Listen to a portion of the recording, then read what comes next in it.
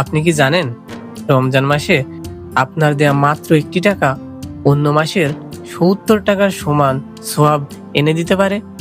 আসসালামু আলাইকুম। রমজানের 5ম দিন চলছে।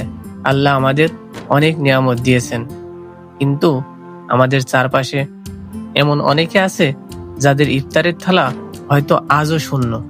আজকের পঞ্চম নসিহত হলো, রমজান মাসে দাতা হন। আমাদের নবীজি সাল্লাল্লাহু আলাইহি ওয়াসাল্লাম এই মাসে প্রবাহিত বাতাসের চেয়েও বেশি দানশীল হতেন। আপনার সামর্থ্য অনুযায়ী আজ কাউকে সাহায্য করুন। সেটা হতে পারে সামান্য অর্থ, একবেলা খাবার বা অন্তত একটি খেজুর।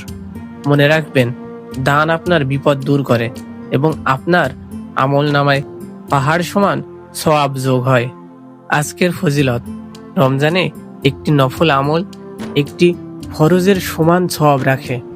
আপনার আজকের এই ছোট দানটি হতে পারে কাল কিয়ামতের দিন আপনার জান্নাতের উসিলা। আল্লাহ আমাদের হাতকে দানকারী হাত হিসেবে কবুল করুন। আমিন।